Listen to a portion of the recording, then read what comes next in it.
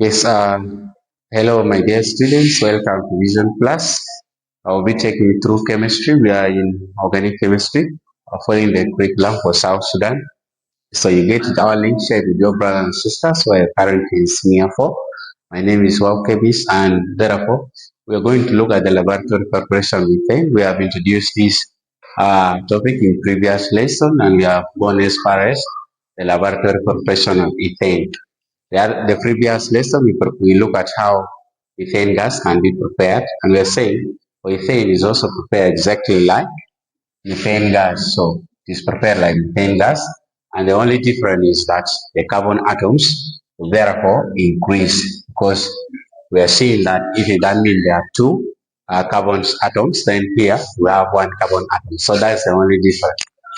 So this compound is simply called sodium propanoid. So sodium propanoid uh, is being crushed together with what we call soda soda limes. And soda lime is simply made up of what we call sodium hydroxide and what? And calcium oxide. So here, what is reacting is sodium hydroxide. We therefore come and react what we call sodium propanoid to form methane gas and sodium carbonate. So this gas, sometimes I can also write in this format, CH3, CH3. So that means we still have two carbon atoms, 1, 2, then we have 6 carbon atoms. It's the same as this. So let's look at the physical properties of the methane gas.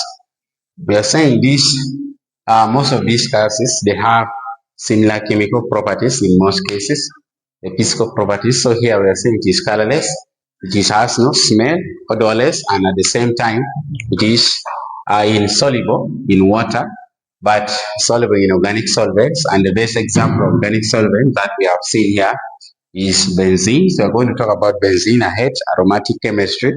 Then we have tetrachloromethane. Sometimes we call it carbon.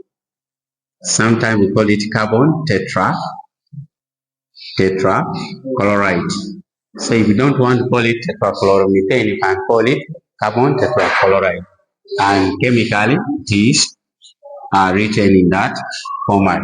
So that's what we have to know about the physical properties. Now we are coming to chemical properties. So pay attention to chemical properties because this is whereby we see how these gas behave when it comes into contact with other substances. So our target here is on what? Is on the chemical properties of ethane gas. So one is combustion. So when you say combustion, is simply we are meaning the burning. So when we burn ethane in plenty supply of oxygen, we shall form carbon dioxide and water being formed together. And we're saying in this NB, this reaction is what? Is exothermic. So when you say the reaction is exothermic, that means the heat is being given out. Then the opposite is what? Endothermic reactions. So we're going to see something about thermochemistry, and we shall see those two types of reactions. But I was saying this reaction is mainly heat is given out. If you touch the container where this reaction is taking place, you feel that there is heat being liberated. So when you look at this thing critically, we're saying methane, this one here is the same as this methane, ethane combined with oxygen. This oxygen is in excess, we shall get carbon dioxide and water. And for us to balance this equation, we simply say that I have to first to balance the moles of oxygen. I will just simply put 2 there. I put 6. So if I put 6 here, I will be in position to say 6 times 2, I'll have 12 hydrogen atoms. So I'll come also and increase the moles of hydrogen atom this side by putting 2 here. The moment I put 2 here, I would have also increased that one of carbons and at the same time one of hydrogen. So I'll have 2 times 3. I'll have 6. Then again 2 times 3, I'll have 6. 6 plus 6 will give me 6 hydrogen atoms this side. So we have 6, then also carbon atom we shall have 2 plus 2 because the 2 is being shared by carbon and hydrogen. So we shall have these 2 carbon atom plus these 2 we are multiplying, we shall get 4. So we shall be in position to put 4 here to make this to make this carbon also 4. Then that means for oxygen, if we look at it critically, we shall have 4 times 2. That means we shall have 8. Then plus 6, because this 6 is being shared by hydrogen and oxygen, so we shall be in position to get 14. So if you have 14 moles of oxygen that side, then that means I have just to come and put 7 here. Then I say 7 times 2, I'll also have 14. That's how you can balance the equation. Just, it is very, very, very simple.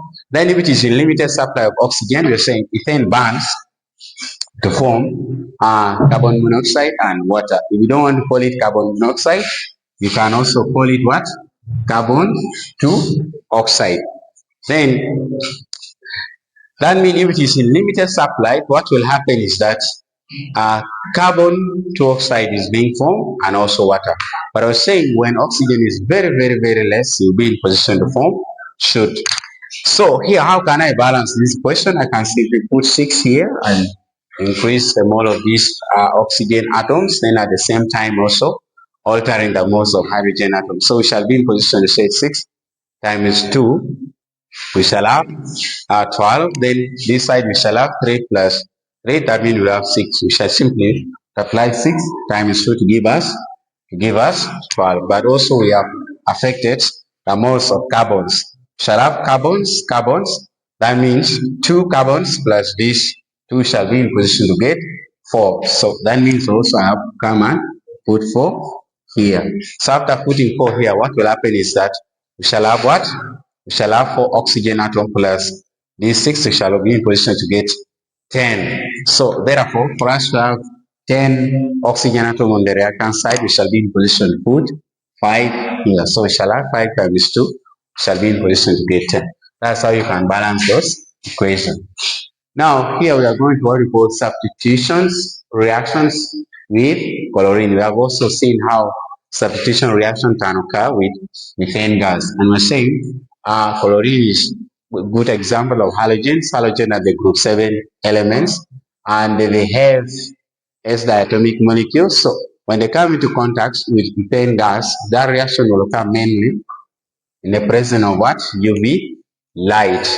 And we're going to produce simply the chloroethane, and at the same time hydrogen chloride gas is being formed.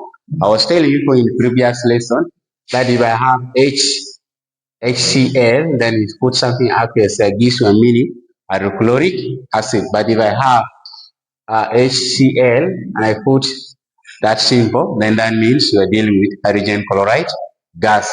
Take keen attention here. So this is the equation. We get the ethane combined with chlorine in presence of UV light. We shall be in position to get a chloroethane being formed with hydrogen chloride gas. Now someone will be in position to say, how is this reaction coming? So we are going to look at the mechanism for that reaction to occur. So mechanism, how is that reaction occurring? We shall simply say this one we shall write it structurally. We shall be in position to say we have C, we have also C, and the single bonds. Here we have the hydrogen atoms being attached. We have the hydrogen atoms. Here we have the hydrogen atoms. Then we shall have something like this. This is the chlorine. So here what is happening is that this chlorine break off and this one come and form. This one, hydrogen ions also come and break off. These hydrogen ions will combine with this chloride, with this chlorine atom to form what we call hydrogen chloride gas. Then the other one come and combine with this to form what we call the chloroethane. So this reaction occurs in presence of UV light. So what is being formed is simply we shall have C.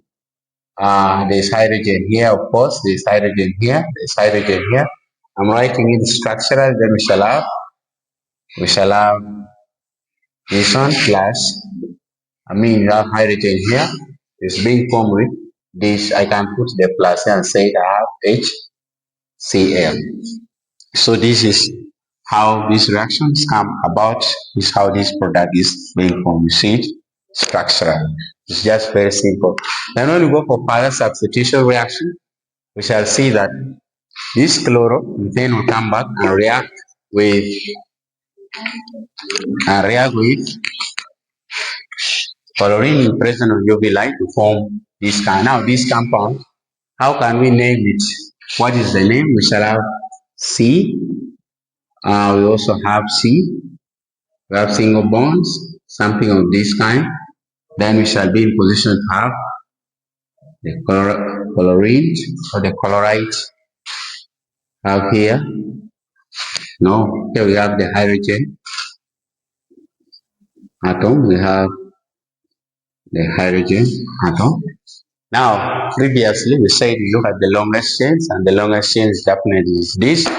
Then we start counting to also see where the branches are, the fluoro groups. So I'll be in position to say this become our carbon 1, this is carbon 2. So if this carbon 1 and this carbon 2, then these two fluoro groups, they are all on carbon 1. So I shall be in position to say I have 1. The position is what I mean. Then again, I have 1. Why? Because this one is position 1, this one is position 1. Then I'll be in position to put the icon and say the two fluoro group, I can say di. I will not say it two, but I will say dies. I cannot even use twice, but I will use di. But what? Fluoro. Then now you come and count the number of carbon atoms you have 1, 2. So that takes us to 8. Now some of in position, how can I know that this one is, we are dealing with alkanes? It's simply because of this single bond. It's not triple, it's not double. So this one become 1,2-dichloroethane. So that's how this product is formed. If you want to see the mechanism, you can also open it up the way I wrote this, then you'll be in position to get it. So that is the name. That's the name for this number 1. That's the name. Then for number 2, we shall be in position to also name this. How can I name this? I'll get that compound out C like that.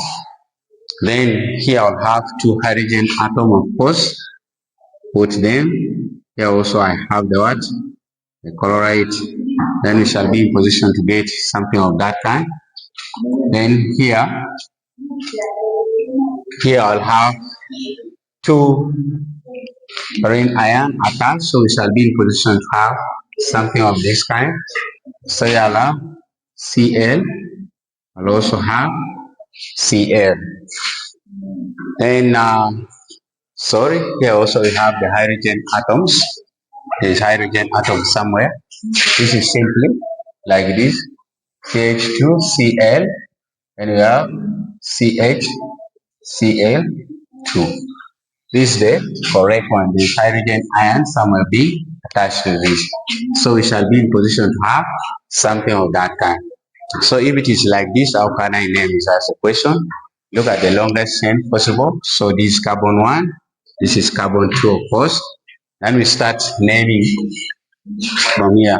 So here I'll say I'm on carbon 1, and then there are 2 chloro groups. If there are 2 chloro groups, how can I put it? I'll be in position to say 1, of course. Then I put 1, of course. And also this is carbon what? This is carbon 2. So we shall be in position also to say 2 because there's also this chloro group on it. Then now I put the hyphen, the chloro group have become 3. So we shall have 1, 2, 3. So we shall be in position to say try. So try this one, the chloro group, you should be in position to say try chloro. Now come back and count the number of carbon atoms. You have 1, 2. So that means I will also start with E, but the putting ETH simply are meaning that there are 2 carbon atoms, but also because there's single bonds here, that means we are dealing with alkane. So this one become 1, 1. We are meaning this and this. Where are the position for this? Then 2 for this is on carbon 2. Now try, we are meaning these are 3. 1, 2, 3. Shall get 1, 1, 2. Trichloroethane, and that's the name. This number 2. Thank you for your time. See you in the next lesson.